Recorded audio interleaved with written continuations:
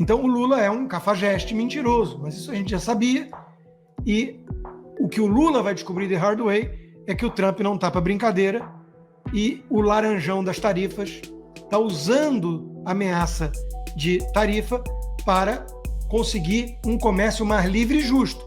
Se o país insistir nas suas ladainhas protecionistas e querendo só mamar no consumidor americano, ele vai descobrir the hard way o que o Trump anunciou já. Fafo, F around, find out. Fica de brincadeira e vem descobrir qual é. Fala pessoal, sejam bem-vindos. Começando mais um vídeo recheado de informações importantíssimas. Mas antes, inscreva-se agora mesmo no canal, deixe o seu like e compartilhe esse vídeo com o máximo de pessoas. Assim você vai estar me ajudando demais. Giro na tela e notícias a seguir.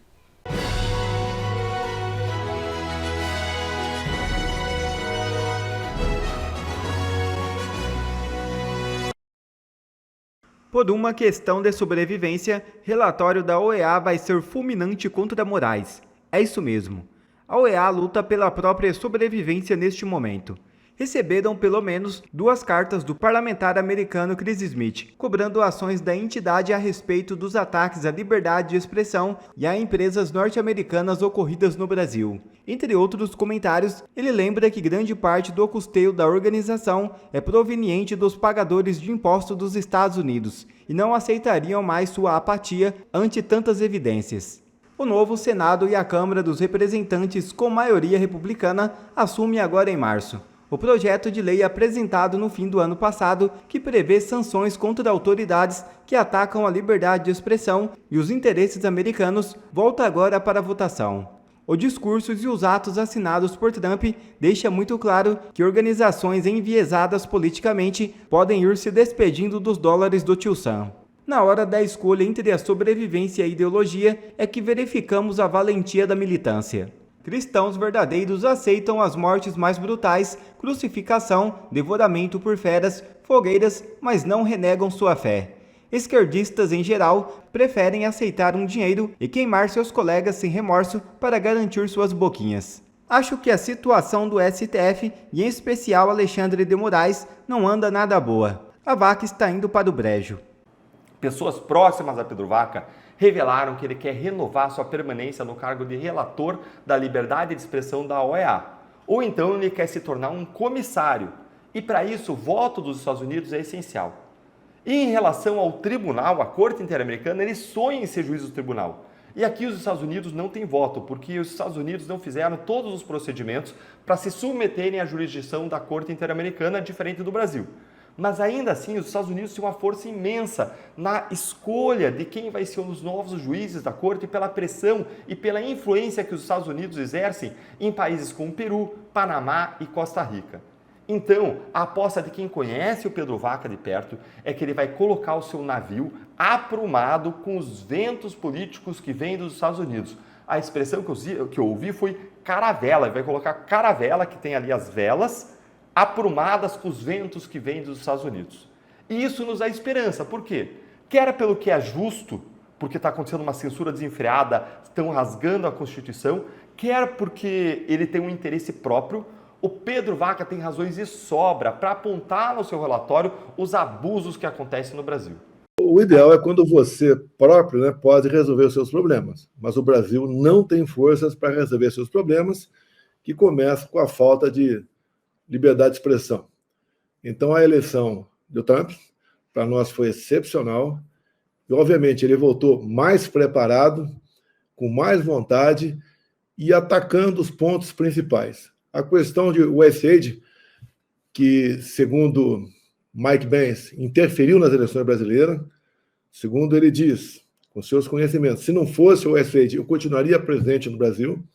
E nós sabemos como funcionou aqui as eleições no Brasil, E, obviamente, para funcionar daquela maneira, precisava de dinheiro. E o TSE gastou. Estamos aguardando, finalmente, para que, dado essa auditoria que está sendo feita nos Estados Unidos, mostre que realmente recursos vieram para cá. Vários parlamentares da direita aqui estão pressionando o Tribunal Superior Eleitoral para que eles digam se receberam dinheiro ou não. E isso estourou aproximadamente quase 30 dias, e o Tribunal Superior Eleitoral está simplesmente silente, não fala nada. Esse silêncio nos faz aumentar aí para um ponto de quase certeza que teve dinheiro de fora. E eles interferiram aqui nas mídias sociais, nas mídias digitais, né?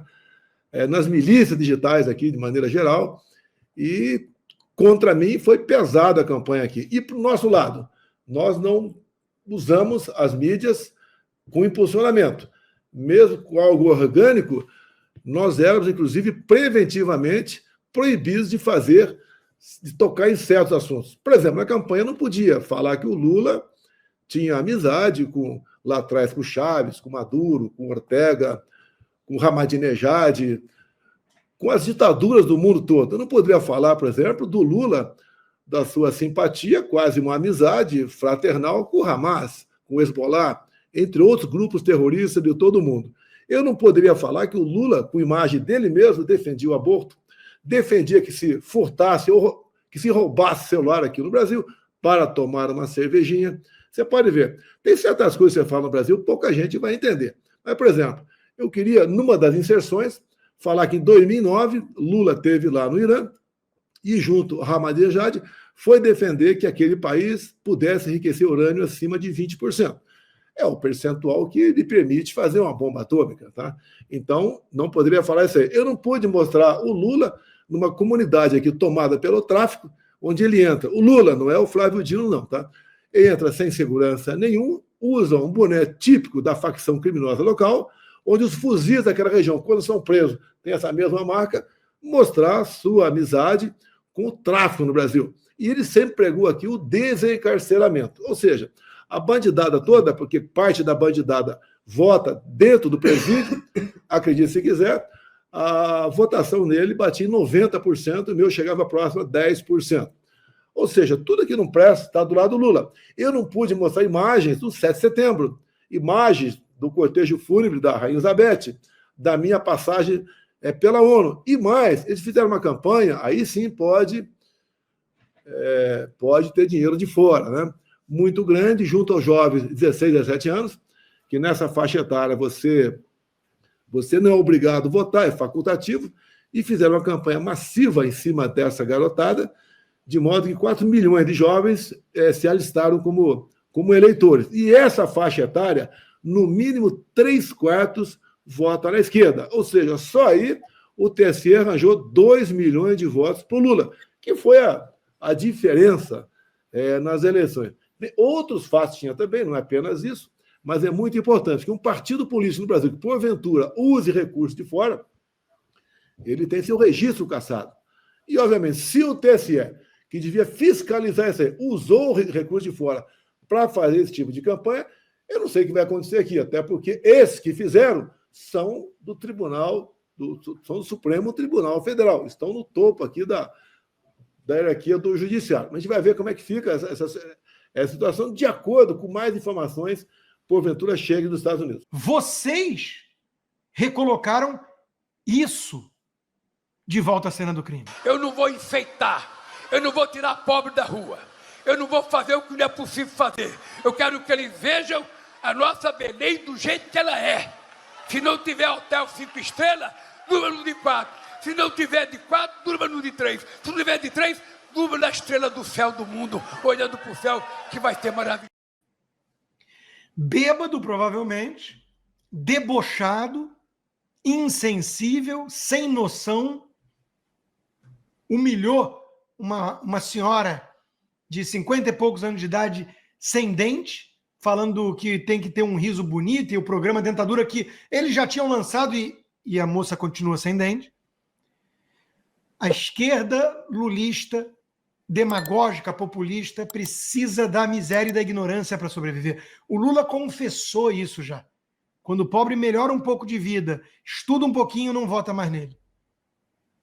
O lulismo precisa da miséria e da ignorância para sobreviver. E de uma elite de bosta, formada por gente como Armínio e João Amoedo, que faz o L sabendo disso tudo. É um país difícil. Muito difícil de dar certo. Mas muito difícil.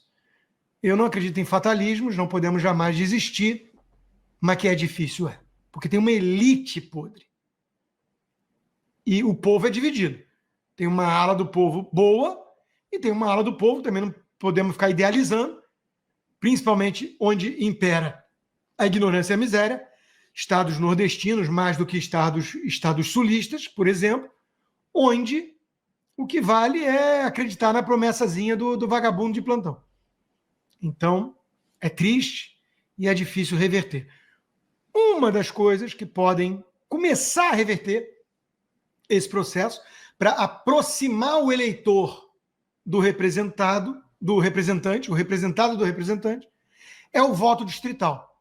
Então, gostei de ver o Mota até aqui é muito pouco, porque são discursos, mas ele tem surpreendido positivamente, é mais novo. O Alcolumbre não surpreende, porque de onde menos se espera não vem nada. Mas o Hugo Mota tem alguma chance de fazer algo sério. Ele já falou que o 8 de janeiro teve penas abusivas, vamos falar disso já já, e agora está dizendo que vai ter uma comissão para discutir o voto distrital misto. É ótima iniciativa. O Brasil precisa de voto distrital para aproximar o eleitor do seu representante. O Brasil precisa de uma reforma política que acabe com esse esquema de caciques partidários, em que até um Bolsonaro da vida, que tem o maior capital político do país, precisa se ver, de certa forma, refém de um Valdemar da Costa Neto. Enquanto isso, falando um pouquinho de Estados Unidos, para entrar nessa pauta, o Lula diz que vai reagir à taxação do aço por Trump, denunciando na OMC ou taxando o produto deles também. Aí, quando eu li isso, eu pensei, bom, a OMC é uma daquelas entidades supranacionais que depende do financiamento do governo americano. Então, os Estados Unidos já saíram da OMS, já estão indo para cima de juiz vagabundo de corte internacional. A OMC tem uma eficácia maior para a globalização.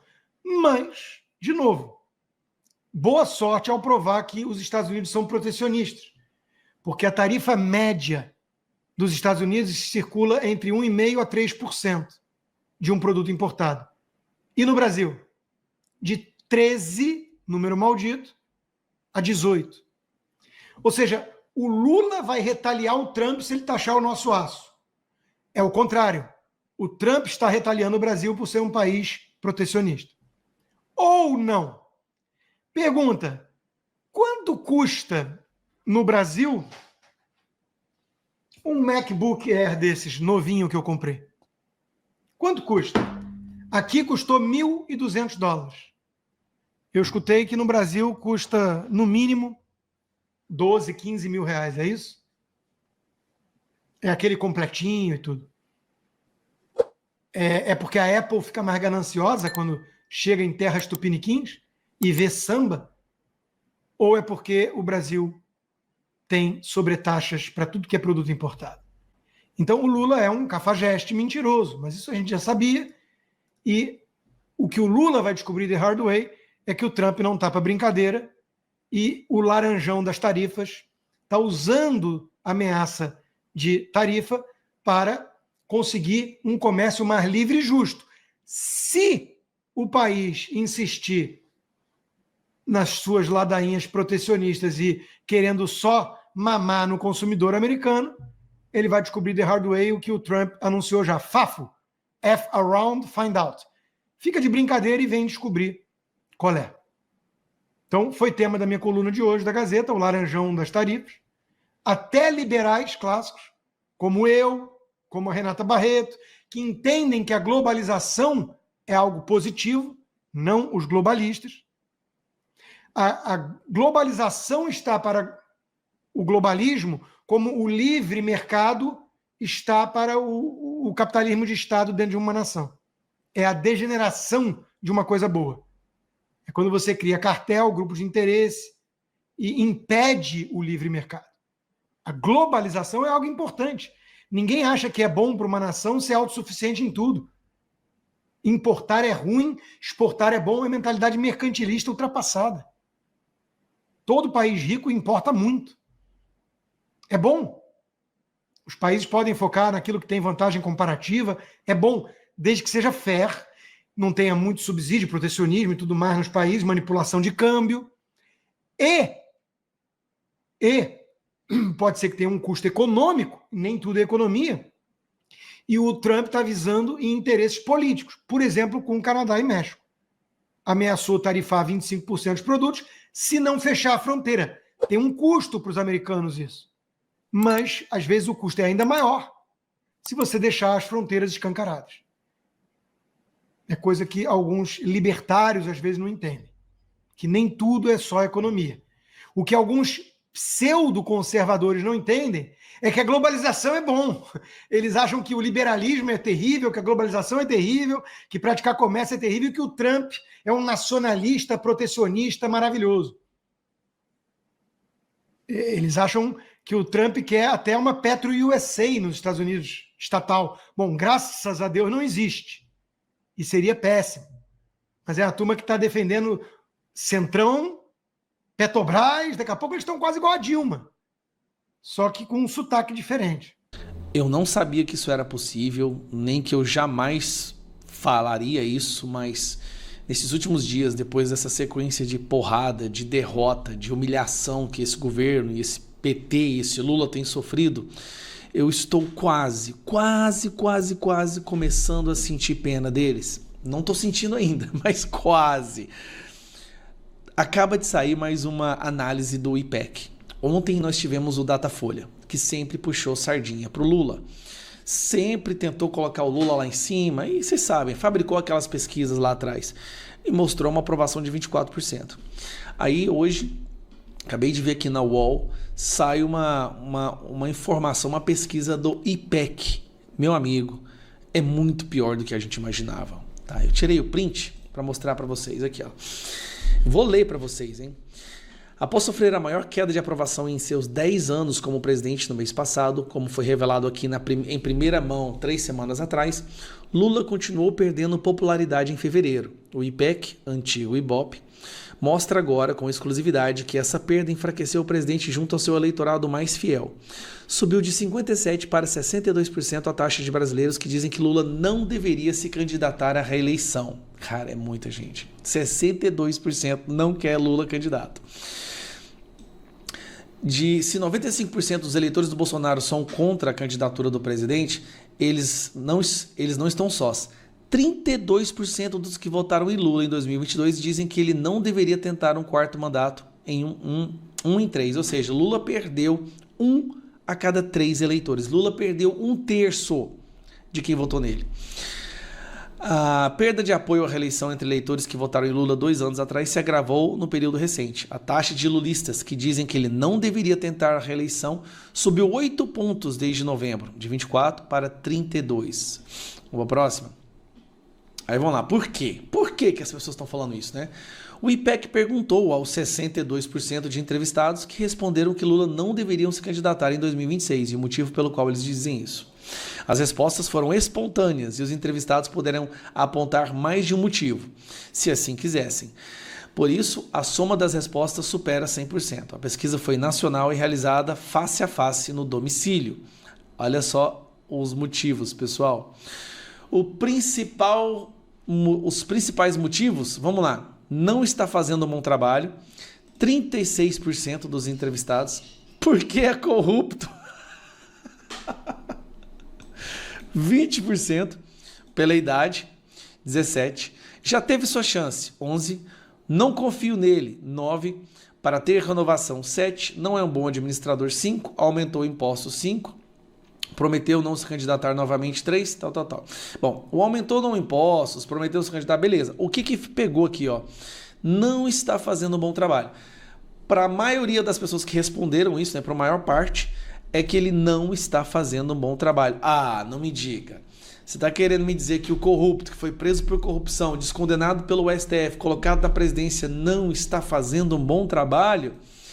Meu Deus. Vamos lá. Logo, a maior objeção ao desempenho é o desempenho de Lula, né? 36%. Porque se você somar só o que diz respeito a desempenho, dá 50%. 36% não está fazendo um bom trabalho, 5% não é um bom administrador, 5% aumento de impostos, 2% inflação e 2% não cumpre promessas. Isso corresponde a metade. Então, para metade das pessoas que não querem Lula como presidente, é porque ele não está fazendo um bom trabalho. E aí, Lula perdeu apoio principalmente entre quem costuma apoiá-lo em quase todas as eleições. Entre os brasileiros mais pobres, que ganham até um salário mínimo por mês, inverteu-se a maioria. 52% dizem agora que Lula não deveria se candidatar em 26%. Cara, a maioria, hein? Há 3 meses, 53% diziam o contrário, que Lula deveria. Era o único segmento de renda que apoiava majoritariamente o Lula 4, não mais. Então, o Lula perdeu a base dele, a base da base. No Nordeste aconteceu quase a mesma coisa. Os 56% que em novembro apoiavam a reeleição de Lula caíram para 48%. Estão agora empatados tecnicamente com os 49% que se opõem ao 4º mandato. Cara, o Lula perdeu o Nordeste, definitivamente perdeu o Nordeste. Cada vez mais lulistas que deram 3 de 4 votos nordestinos ao presidente em 2022 não estão gostando do 3º mandato. Ai. Em 3 meses, aumentou 10 pontos a frequência de moradores na região Nordeste que dizem que não apoiam a reeleição de Lula porque ele não está fazendo um bom trabalho como presidente. Estão com saudade do Bolsonaro. Então, essa pesquisa saiu agora, ela acabou de sair e mostra que realmente as pessoas que votaram no Lula se arrependeram. Então, assim, faz o L. Fazer o quê, né? Não é bom mais falar faz o L. Esse povo tá sofrendo, gente. Tá todo mundo sofrendo. Você imagina pra uma família pobre que achou que com o Lula ia ter picanha, cerveja, picanha passada na farofinha, hoje não consegue comprar nem ovo. Será que vai ser o bastante? Será que agora esse povo vai aprender de uma vez por todas que não se deve votar em esquerda se você quer prosperidade? Você quer miséria? Você vota esquerda. Você quer prosperidade? Você vota direita. É simples assim. Bom, é só isso que eu queria falar, mas essa bomba, né, como se já não fosse o ruim o bastante o Datafolha, agora vem o IPEC para, assim, aí é para enterrar mesmo, é o último prego no caixão. Quer ver mais conteúdos como esse? Então inscreva-se agora mesmo no canal e ative o sininho das notificações. Assim você não perde mais nenhum conteúdo que é postado aqui no canal. E também já deixe o seu like para o YouTube ajudar a divulgar o nosso trabalho.